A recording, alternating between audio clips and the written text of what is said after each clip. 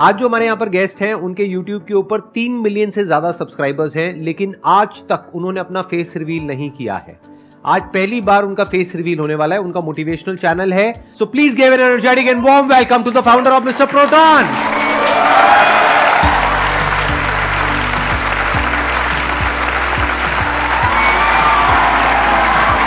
अरे अरे गले पे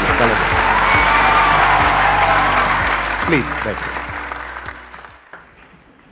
सर मैं 2016 में आपका सेशन हुआ था, फंडू फंडास नाम की आपकी एक सीरीज़ थी, उसमें मैं एज अ ऑडियंस आया था, बैठा हुआ था 2016 अच्छा। में। हाँ, और मैं पीछे पीछे बैठा हुआ था। मैं सोच रहा था मेरा नंबर आ जाए कैसे भी करके क्वेश्चन पूछने में या आपसे बात करने में, लेकिन अगर मैं वहाँ से निकल करके यहाँ पर आ सकता हूँ तो इस दुनिया में कोई भी कुछ भी कर सकता है। बहुत बढ़िया। आपने अपना ये चैनल कब शुरू किया था? कौन से साल में शुरू किया था? 2016 में ही किया था। आपका सेशन देखा। कहाँ से आई है मोटिवेशन अपना चैनल शुरू करने की, स्पेशली एक मोटिवेशनल चैनल? आपको 2014 से मैं फॉलो कर रहा हूँ। ठीक है। मैं 10th क्लास में था उस टाइम। सर का लास्ट लाइफ चेंजिंग सेमिनार जो था वो आया था यूट्यूब के ऊपर, तो उसको मैंने देखा था। मैंने कहा यार क्या बंदा है ये, मतलब खतरनाक है, स्टेज पे फायर लगा देता है पूरी तरीके से। मतलब ऐसा बंदा मैंने पहले कभी नहीं देखा था। मैंने कहा मोटिवेट होना है तो इनसे होना है और इनके जैसा बनना है। तो फिर मैंने सर की अडेप्टेशन लेना स्टार्ट कर दिया। सर जैसे बोलते थे वैसे हाथों को हिलाना, ऐसे कॉफ़ी पीते हैं तो भी ऐसे करते हैं सर। तो सर की जितनी भी चीज़ें वो अडेप्ट कर ली और 10th क्लास में सर से मोटिवेट होकर के 90% से ज़्यादा स्कोर किया 10th में। उसके बाद सर मैं 11th में आया। 11th के अंदर हमारी स्कूल में असेंबली होती थी, प्रार्थना सभा। उसके अंदर सबको अलग अलग टास्क दिए जाते थे कि ये कविता बोलेगा, ये मोटिवेशनल स्पीच बोलेगा, ये गीत गाएगा। तो मेरा हमेशा से था कि मैं मोटिवेशनल स्पीच दूंगा। तो मैं आपका सेशन घर से देख करके जाता था, सेम टू सेम डिट्टो जा करके कॉपी। अरे वाह, और कैसा रिस्पॉन्स आता था? रिस्पॉन्स अच्छा, बढ़िया। खतरनाक सर, खतरनाक। एक बार बताता हूँ आपको। हाँ, हमारे प्रिंसिपल थे, उनको तालियों से दिक्कत थी। वो बोलते थे ऐसे तालियां बजाते हो तो मच्छर या जो भी जीव होते हैं मरते हैं, बोलते थे। अहिंसा के मेरे सेशन में तो पता नहीं कितने मर जाते हैं। तो उन्होंने कहा कि तालियां नहीं बजानी है, अगर अप्रिशिएशन करना है तो ऐसे फूल ऐसे बरसा दो हाथों से। अच्छा, मैंने क्या फूल? ऐसे ऐसे फूल बना करके ऐसे बरसा दो। अच्छा, बस ऐसे ऐसे कर दो। ऐसे ऐसे कर दो। ठीक है। तो मुझे ये बात पसंद नहीं आई। मैंने कहा यार इसको चेंज करना पड़ेगा। और प्रिंसिपल सबके सामने बैठे थे और मैं घर से स्पीच आपकी देख करके रेडी करके गया और सबके सामने जाकर मैंने कहा कि आज मैं पत्थरों में जान फूंकने वाला हूँ। जैसे ही सेशन खत्म हुआ, स्पीच खत्म हुई, तालियों से गड़गड़ाहट शुरू और प्रिंसिपल हैरान ऐसे कि ये क्या कर दिया इसने। फिर लास्ट में मुझे वहाँ पर इतने अवार्ड्स मिले स्पीकिंग के, वो सारे आपकी वजह से। क्या बात है, आई एम सो ग्लैड। आप रहने वाले कहाँ के हो? कहाँ से आपने अपनी पढ़ाई पूरी करी? राजस्थान से हूँ मैं, चूरू से। जब आपने अपना चैनल शुरू किया तब आपकी एज कितनी थी?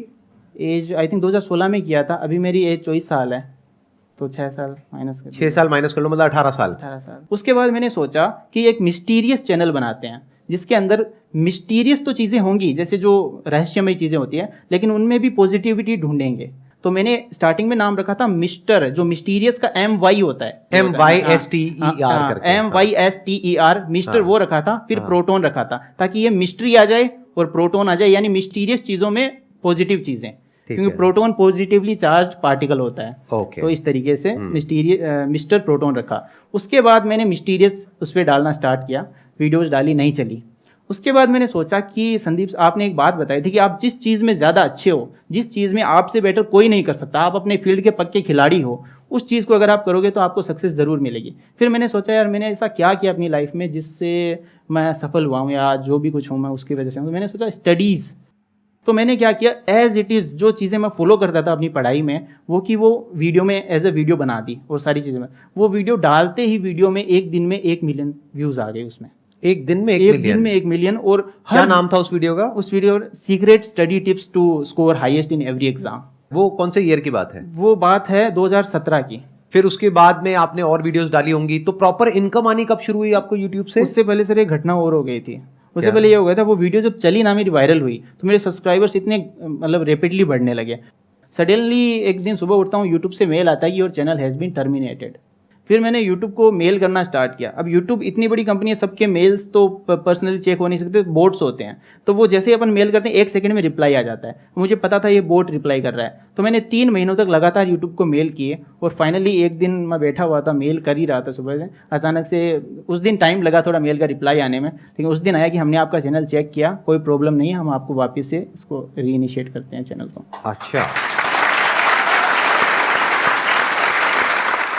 उसके बाद में क्या आपका जो सक्सेस का ग्राफ है वो ऐसा रहा, या फिर अप फिर डाउन, फिर अप फिर डाउन, कैसे चला आपका यूट्यूब का करियर? स्टार्टिंग में तो एकदम अप जाता है, उसके बाद डाउन भी आते हैं, वापस से अप जाते हैं। ये जिंदगी है, ये कभी ऐसे नहीं चलती, ऐसे चलती है, हमेशा अप डाउन आते रहते हैं।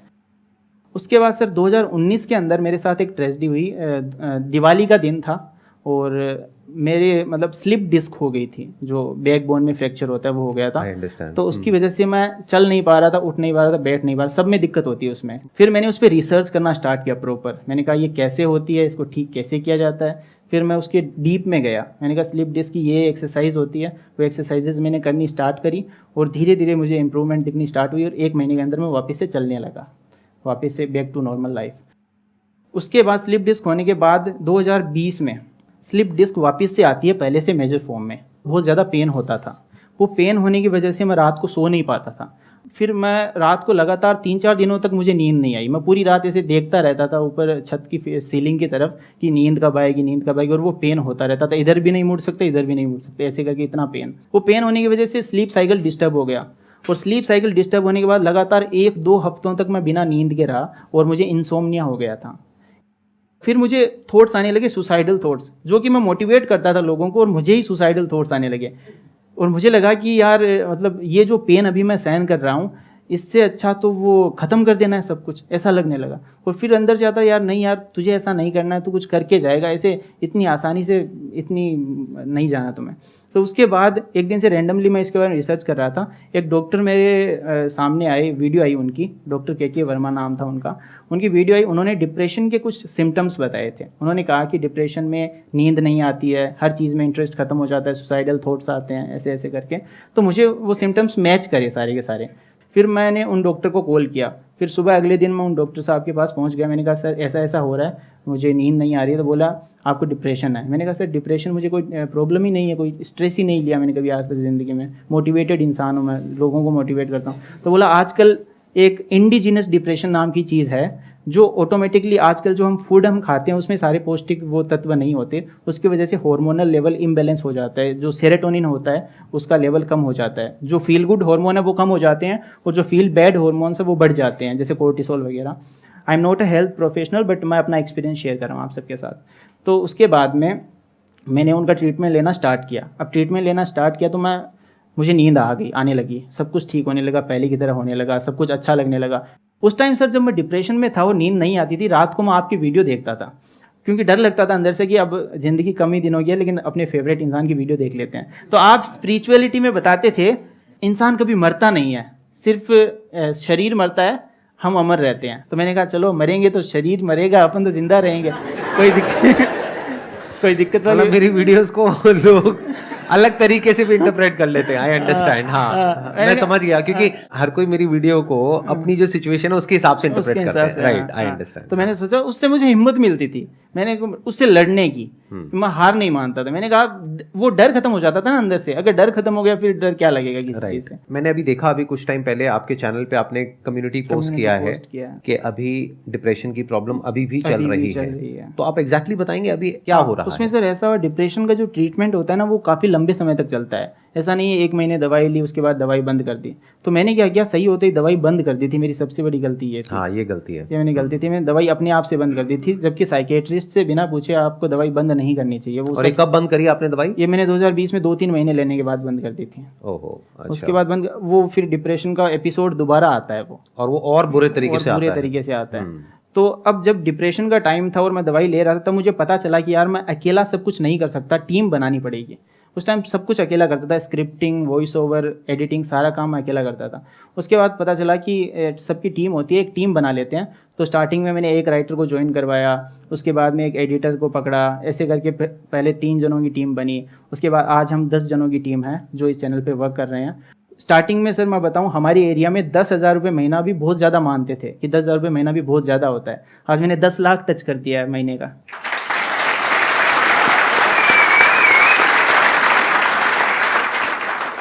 आपने सीटी बजाई, मैं आपको बता देता हूं वो 10 लाख रुपए इनको मिला है, आपको नहीं मिला है। मैं एक चीज़ में विश्वास करता हूँ, the show must go on. चाहे हम चले जाएं, हम ना रहें, लेकिन शो चलते रहना चाहिए, शो नहीं रुकना चाहिए। तो मैंने क्या किया, मैंने कहा अपन प्रोटॉन है, इलेक्ट्रॉन को ले आते हैं, ठीक है। तो मैंने प्रोटॉन की जगह फिर इलेक्ट्रॉन, एक वॉइस ओवर आर्टिस्ट हैं, दिल्ली के ही हैं, उनको मैंने पहले, अब आवाज़ भी ऐसी होनी चाहिए जो लोगों को पसंद आए, ऐसे लोग नकार दें ऐसी आवाज़ भी नहीं होनी चाहिए। तो मैंने बहुत रिसर्च करी, फिर उनकी आवाज़ में पॉजिटिविटी मुझे मिली, तो मैंने उनको अप्रोच किया। मैंने कहा मैं प्रोटॉन हूँ, आप मेरे भाई बन जाइए और बोलिए कि मैं हूँ मिस्टर प्रोटॉन का भाई, mister electron, so let's begin. अब मेरी वीडियो की शुरुआत हमेशा ऐसे होती है, तो दोस्तों मेरा नाम है mister proton, so let's begin, ऐसे स्टार्ट होती है। तो उन्होंने अब ऐसे कर दिया कि मैं हूँ मिस्टर प्रोटॉन का भाई, मिस्टर इलेक्ट्रॉन। तो ऐसे करके उनकी वीडियोज़ आने लगी अभी, और मुझे थोड़ा सा ब्रेक मिल गया बीच में, ताकि मैं मेडिसिन लेकर के वापस से बैक टू ट्रैक आ सकूं। और अभी इस सेशन के बाद मैं वापस से स्टार्ट कर दूंगा वीडियोस बनाना। एक्सीलेंट जी, और आपको करना ही चाहिए। मैं आपको बस इतना कह सकता हूं, अपनी लाइफ का जो भी मेरा एक्सपीरियंस है, मेरी एज आपसे ज्यादा है। आपकी एज कितनी है? मेरी 24 है आपकी एज, मेरी 42 है। तो मैंने लाइफ में बहुत कुछ देखा है, बहुत उतार चढ़ाव देखे हैं, और भी लोगों के एक्सपीरियंसेस देखे हैं, अपनी फैमिली में भी देखे हैं, खुद के भी माइंड के लेवल पे, बॉडी के लेवल पे बहुत तरह के एक्सपीरियंसेस देखे हैं। मैं बस आपको इतना ही कहना चाहूँगा कि ये जो फेजेस आते हैं ना हमारी लाइफ में, ये टेम्पररी होते हैं, बस इसको हमेशा याद रखना है। और हर प्रॉब्लम का सोल्यूशन होता है। कोई भी प्रॉब्लम कितनी भी बड़ी आपको लग रही हो उस टाइम पे, यानी आज हो सकता है आप लोगों की लाइफ में कोई बहुत बड़ी प्रॉब्लम हो, लेकिन वो आज बड़ी लग रही है, आने वाले 1 साल तक अगर आप हिम्मत रखते हो तो मेरी इस बात को याद रखना, 1 साल बाद आपको याद तक नहीं रहेगी कि ऐसी कोई प्रॉब्लम आई थी।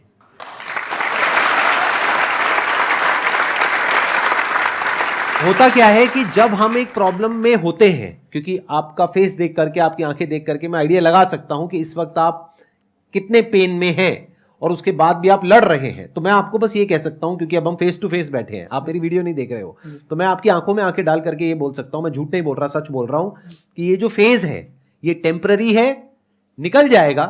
थोड़ी सी हिम्मत रखनी है, अपने काम पे ध्यान देना है, और 6 महीने के अंदर अंदर सब पास्ट में हो जाएगा। Thank you sir. और वापस से सब कुछ बढ़िया होगा।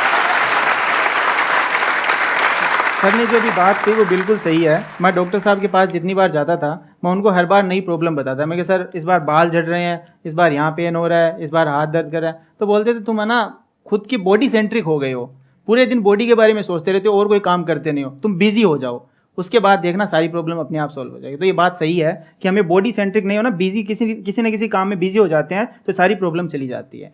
और प्लस बॉडी के लेवल पे अगर कोई प्रॉब्लम आती भी है, तो अगर तो वो एक्चुअल में बड़ी प्रॉब्लम है, यानी जैसे इन्होंने बताया स्लिप डिस्क है, तो आपको एक्सरसाइज करके उस प्रॉब्लम का सॉल्यूशन निकालना है।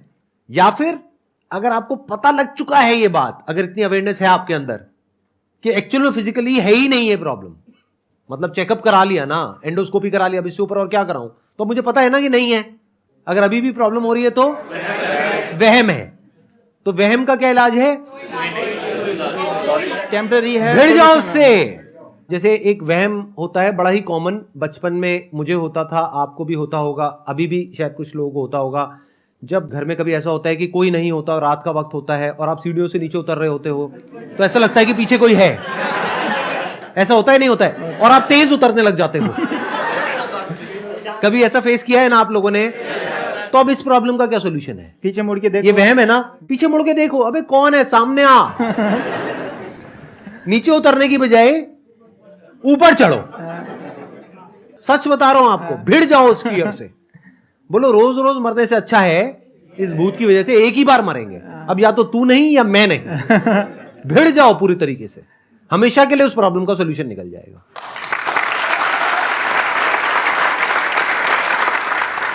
थैंक यू सो मच अपनी ये स्टोरी आप यहाँ पर शेयर करने के लिए और इतना खुल करके दिल से सबके साथ में बात करने के लिए। और थैंक यू सर मेरा सपना पूरा करने के लिए आपसे मिलने का। अरे मोस्ट वेलकम जी, मोस्ट वेलकम।